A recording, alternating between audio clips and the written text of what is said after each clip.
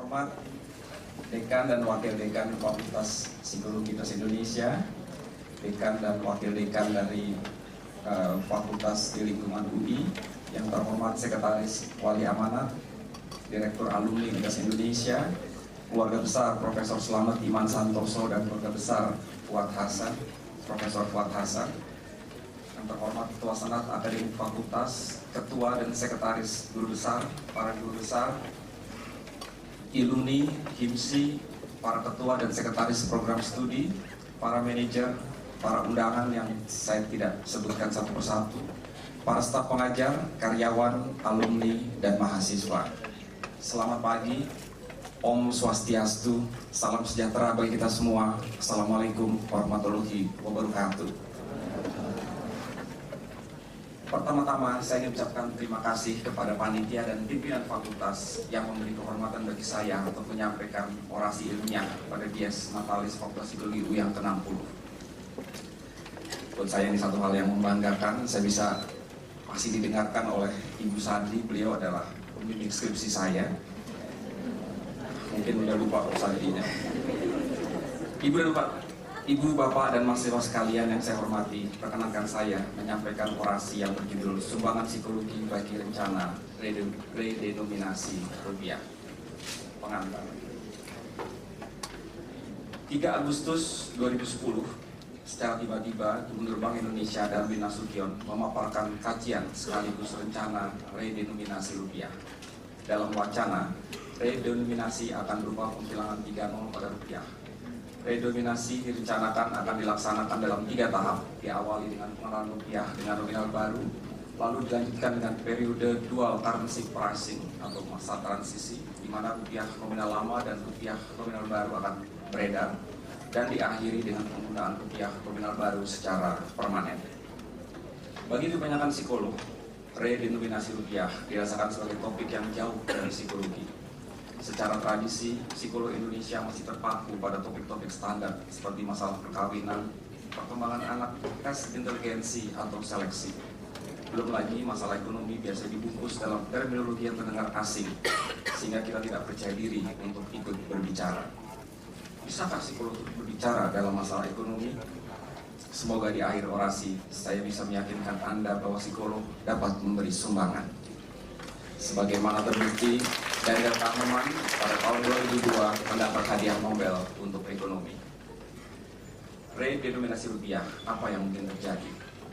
Ibu, Bapak, dan para mahasiswa sekalian, dalam kesempatan ini saya akan menyampaikan beberapa pemikiran dan hasil penelitian. Sebagian besar dilakukan oleh para psikolog yang relevan dengan rencana redenominasi rupiah. Yang pertama, rescaling versus relearning. Redenominasi akan menerjemahkan harga barang dan jasa yang sebelumnya dinyatakan dalam rupiah lama, Rp, ke dalam rupiah baru, Rb. Ada 2 proses.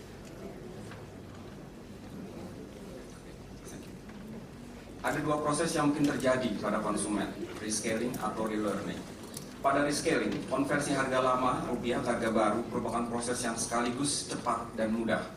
Ini yang diramalkan oleh para ekonom. Sedang pada relearning, konversi dari Rp ke Rb melibatkan ingatan konsumen, item demi item. Semakin jarang suatu barang atau jasa dibeli, proses konversi semakin kurang akurat. Proses ini biasa diukur dengan menggunakan Weber fraction serta tingkat kerentanan konsumen terhadap anchoring effect. Yang kedua, ini yang sering dibahas, menciptakan inflasi. Hal ini ditemukan oleh Marcus 99 dari review temuan-temuan studi berkenaan dengan introduksi Euro di Eropa. Bayangkan misalnya saat ini di Carrefour harga Indomie goreng rasa cabai hijau Rp 1.800. Jika redenominasi harganya akan menjadi 1 Rb 1,8. Apabila produsen atau penjual membulatkan jadi Rb2, konsumen tidak akan terlalu merasakan lantaran selisih Rb 0,2 merupakan angka yang kecil. Efek pembulatan semacam ini dalam skala besar akan menciptakan inflasi. Berikutnya, money illusion. Menurut ilmu ekonomi, uang memiliki 2 nilai, nominal dan real. Uang Rp 10.000 memiliki nilai nominal berupa angka 10.000 yang tercetak di mata uang. Nilai real atau nilai daya beli merujuk pada barang jasa yang bisa dibeli dengan sejumlah uang. Misalnya, uang 10.000 di gerai Bakwan Halim di Fakultas Psikologi UI dapat ditukar dengan bakwan, isinya 4, dan aquakal, ini harga Oktober 2012.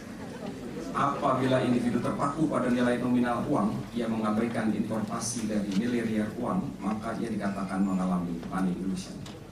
Dalam konteks peralihan mata uang negara-negara Eropa ke Euro, Gamble, Garling, Charlton, dan Reiner 2002 menggunakan istilah Euro illusion untuk persepsi yang berbeda-beda terhadap harga-harga dalam Euro tergantung nilai nominal mata uang lokal negara aslinya.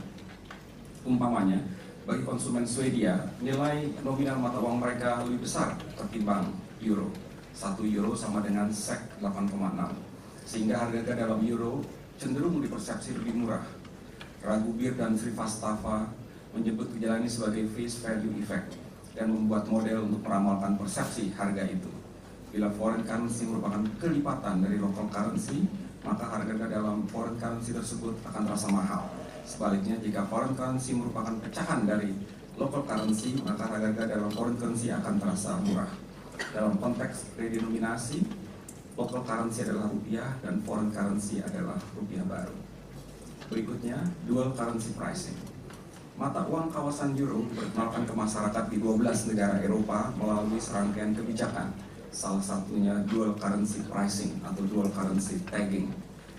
Caranya, harga barang atau jasa dinyatakan dalam 2 mata uang lokal dan mata uang kawasan. Pada periode Januari 1999 hingga akhir 2001, harga dalam mata uang lokal dicatat dengan font yang lebih besar. Sebaliknya, pada periode Januari hingga Desember 2002, setelah euro beredar, harga dalam mata uang kawasan yang dicatat lebih mencolok. Ragubir, Morit, dan Santana menemukan bahwa walaupun disajikan informasi harga dalam 2 mata uang, partisipan akan memproses harga dalam mata uang yang lebih mencolok mengikuti face value effect. Jadi sekali lagi, walaupun macam-macam usaha dilakukan, tetap saja akan ada bias, dan ini yang mungkin biasanya psikolog lebih teliti daripada ekonom. Temuan 3 studi. Setelah membuka dari literatur apa saja mungkin terjadi saat pelaksanaan redenominasi rupiah, pertanyaannya bagaimana kenyataan Inggrisnya? Ibu bapak dan para mahasiswa sekalian, izinkan saya menjawabnya dengan memaparkan hasil penelitian yang baru kami selesaikan akhir tahun lalu. Penelitian ini merupakan kolaborasi antara Fakultas Psikologi UI dan jurusan pemasaran Universitas Monash yang didanai oleh DPM UI. Ada 4 peneliti psikolog dari UI, Erita Narhetali, Bertina Syabandini, Julita Failanisa, dan saya sendiri, dan 4 peneliti dari Monash, Haryadin Mardika, Agung Lima Sembada, Hamin Sution, dan Felix Mufondo. Tentunya karena ketentuan waktu, saya hanya akan menyampaikan beberapa temuan penting. Bagi Anda yang berminat, saya persilakan ke perpustakaan untuk membaca laporan lengkapnya. Secara garis besar, penelitian ini terdiri dari survei dan eksperimen dalam bentuk survei.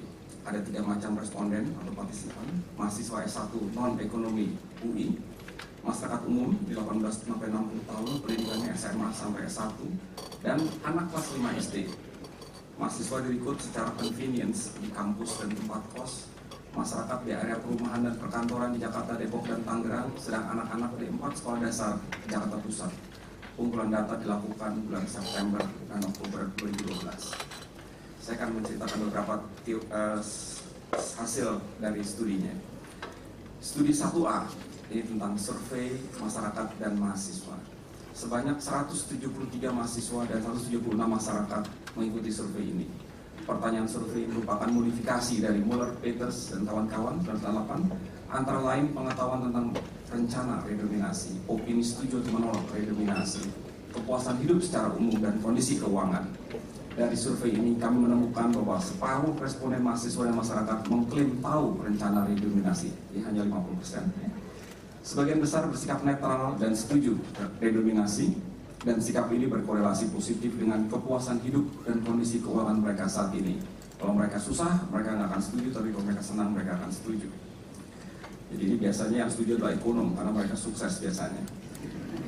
Studi 1B, survei anak. Kami meneliti 173 anak SD dengan pertimbangan ada perbedaan jumlah digit yang besar antara pengalaman berhitung mereka di sekolah dan pengalaman mereka sebagai konsumen. Anak diminta membayangkan bulan depan pemerintah akan mengeluarkan uang baru yang nilainya RB1 sama dengan RB1000. Karena orang tua menerima gaji berupa RB, maka uang jajan anak akan berubah RB pula. Mulai depan, semua harga barang dan jasa dalam dua mata uang, RB dan RP. Misalnya teh botol sosro A, RB3 dalam kurung RP3. Jadi dua harga itu disajikan sekaligus. Pada halaman berikutnya, mereka membayangkan situasi diberi uang RB10 dan disuruh membeli telur ayam yang harganya 1.000 sebutir. Sebanyak 89% anak tepat menjawab bahwa dengan uang tersebut mereka dapat membeli 10%. Jadi masih ada yang salah.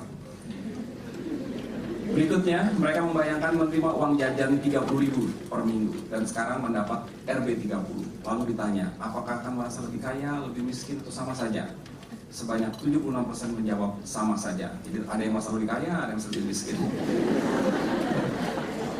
Selain memberi pertanyaan, kami juga melakukan eksperimen dalam bentuk survei. Partisipan diminta membayangkan biasa membeli coklat seharga Rp5.000, lalu seorang teman menceritakan sekarang ada coklat baru dengan rasa yang mirip dan dijual Rp4.500. Lantas ditanya apakah mereka tertarik untuk mencobanya. Jadi di sini perbedaannya adalah 500 perak ya. Separuh partisipan mendapat versi 5.000 versus 4.500 rupiah, separuh sisanya mendapat versi RB5 versus RB45. Hasilnya sebanyak 77,8% versi RP dan 85,6% versi RB tertarik mencoba. Tapi perbedaan ini secara statistik tidak signifikan, jadi sama aja. Ini menarik. Studi 2A, face value effect pada persepsi harga. Eksperimen ini melibatkan 91 mahasiswa dan 93 masyarakat. Prosedur eksperimen kami modifikasi dari Gamble, Darling, Charlton, dan Ranger eksperimen 3.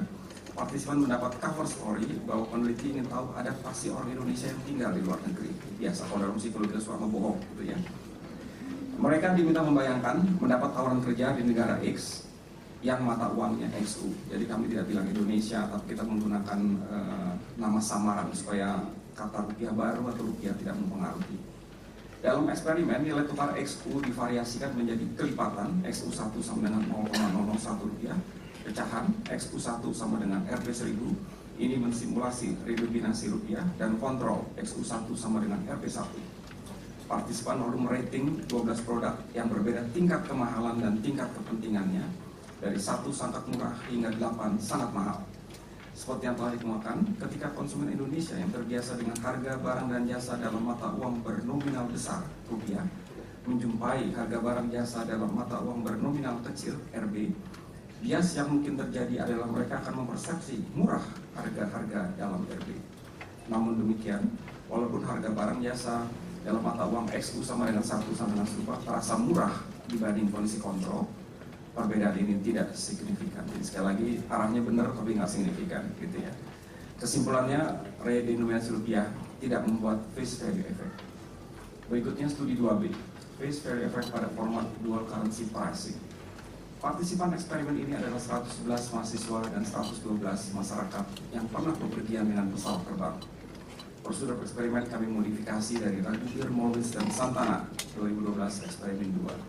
Partisipan diminta membayangkan melakukan perjalanan bisnis 2 minggu ke negara P. Sekali lagi ini harga negara juga kita samarkan, yang memiliki mata uang PU dan dalam masa transisi berubah ke mata uang kawasan KK.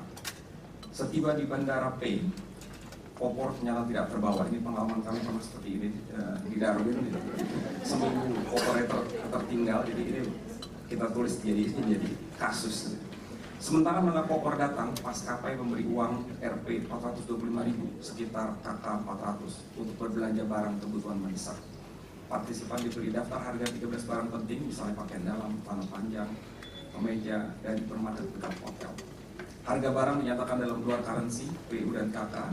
Dalam 4 kelompok eksperimen, KK merepresentasikan RB, sementara PU merepresentasikan RP dan USD. Jadi USD ini kita ambil USD 1 sama dengan Rp 9325. Total harga 13 barang melebihi budget sehingga mereka harus memilih. Dan untuk tiap partisipan kemudian diminta menyatakan dari pasti membeli hingga tidak membeli. Mengikuti Raghuwir 2012, kami berharap mata uang yang lebih mencolok, fontnya lebih besar atau dicetak tebal, yang cenderung di proses partisipan dan face value effect berlaku. Tapi tidak seperti yang diharapkan, face value effect tidak terjadi. Untuk mahasiswa dan masyarakat, intensi dan jumlah pemilihan antara kondisi RP, ini RP-nya di bold dalam kurung RB, dan RB, RB-nya di bold dan RP tidak berbeda signifikan. Fikar.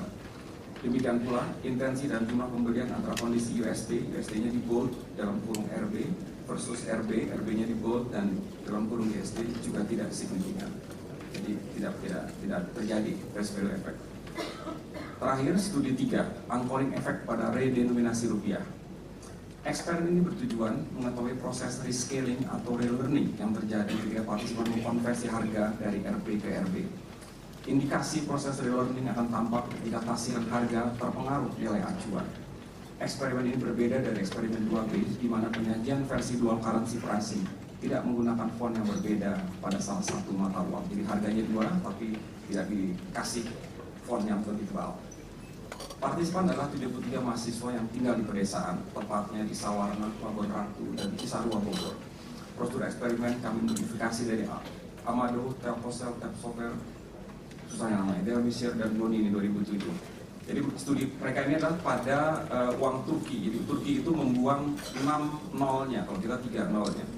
Eksperimen menggunakan 3 format harga, itu RP, RB atau dua-duanya, kali 2 harga acuan 3 terendah, itu partisipan desain. Partisipan diberi penjelasan mengenai rencana redenominasi, lalu diminta perkirakan harga sebuah motor bebek 125 cc dan 1 kilo deterjen. Sebagai contoh, untuk kondisi dual currency pricing dengan RB dan RB ada sekaligus dan nilai acuan tinggi, partisipan diinstruksikan perkirakan harga barang berikut dalam rupiah baru. Berapa harga sepeda motor baru 125 cc dengan transmisi matic? Apakah harganya lebih tinggi atau lebih rendah dari RB 18 juta dalam kurung RB 18.000 dalam kurung RB 18 juta? Lalu kalau dia bilang lebih tinggi lebih rendah, maka ditanya, menurut Anda berapa perkiraannya? Studi ini menunjukkan bahwa anchoring effect terjadi jika partisipan diminta menaksir harga deterjen dalam RB. Taksiran harga dengan nilai acuan tinggi secara signifikan lebih tinggi daripada taksiran harga dengan nilai acuan rendah. Untungnya efek ini hilang jika harga dinyatakan dalam dual currency pricing. Jika ada dua-duanya, maka biasnya akan hilang. Penutup. Secara umum, temuan 3 studi menyimpulkan bahwa konversi harga dari rupiah lama ke rupiah baru di mana konsumen cenderung mengikuti proses rescaling. Jadi ini seperti yang disukai oleh ekonom tentunya. Tentunya kesimpulannya harus disikapi dengan hati-hati. Beberapa catatan studi perlu diperhatikan. Pertama, semua studi dilakukan pada saat policy redenominasi rupiah masih berupa wacana. Belum ada komunikasi resmi dan detail dari Bank Indonesia maupun Kementerian Keuangan selain wacana penghapusan 3 angka 0 pada rupiah. Oleh karena itu, operasionalisasi dan asumsi yang kami berikan pada responden bisa saja tidak dipahami dengan baik atau tidak berlaku dalam kondisi redenominasi yang sesungguhnya. Kedua, harus dicatat bahwa data eksperimen yang dianalisis merupakan jawaban partisipan yang lolos dalam manipulasi cek. Proporsi partisipan yang gagal cukup besar, 26% untuk studi 2A, 56% untuk studi 2B, dan 30% untuk studi 3A. Sehingga temuan studi sedikit banyak mencerminkan jawaban partisipan yang cukup cermat. Jadi ini partisipan yang berbeda daripada partisipan yang umumnya. Terakhir, untuk dapat menggeneralisasi hasil studi ke populasi diperlukan studi lanjutan dengan partisipan yang lebih representatif. Mengingat masyarakat Indonesia bervariasi dalam hal tingkat pendidikan, bahasa, tingkat sosial ekonomi, dan exposure terhadap ide redenominasi. Idealnya juga studi seperti ini dilakukan secara longitudinal setelah ada sosialisasi pada masa transisi dan setelah rupiah baru berlaku. Temuan studi juga memiliki implikasi policy. Walaupun secara sepintas ide penghapusan 3.0 terlihat sederhana, tetapi secara psikologis hal ini tetap dapat membingungkan masyarakat. Redenominasi juga dapat dimanfaatkan oleh pelaku bisnis dan penjual untuk melakukan keuntungan yang tidak sewajarnya. Misalnya memanfaatkan face value effect konsumen untuk menaikkan harga barang atau jasa. Oleh karena itu perlu dipikirkan cara menyosialisasikan ide redenominasi, melakukan masa transisi, dan juga larangan bagi produsen atau penjual untuk menaikkan harga dalam kurun waktu tertentu sampai konsumen menjadi familiar dengan rupiah baru. Ibu, Bapak, dan para mahasiswa sekalian, saya akan menutup orasi ilmiah ini dengan sebuah pernyataan dan 3 buah peringatan, 3 buah warning. Pernyataannya, ekonomi terlalu penting untuk dipercayakan begitu saja kepada para ekonom. Khusus untuk rencana redenominasi rupiah, semoga saya berhasil meyakinkan Anda semua bahwa psikolog sebenarnya bisa turut memberi kontribusi. Sekarang peringatannya. Peringatan ini, 3 peringatan saya setujukan paling tidak pada 3 segmen konsumen berikut. Pertama, untuk Anda yang berasal dari marga Pangaribuan, bersiap-siaplah untuk mengganti nama menjadi Pangasatuan. Kedua, untuk Anda yang berasal dari etnis Jawa, saya khawatir akan terjadi kemerosotan tingkat sopan santun karena nyuwun sewu akan berubah menjadi nyuwun setunggal. Terakhir, untuk para staf yang masih single, para mahasiswa dan mahasiswi, cepat-cepatlah punya pasangan. Rasakan seperti yang dilantunkan Titiek Puspa, jatuh cinta itu berjuta rasanya. Karena bila Anda keduluan dengan pelaksanaan redominasi, jatuh cinta akan tinggal beribu rasanya.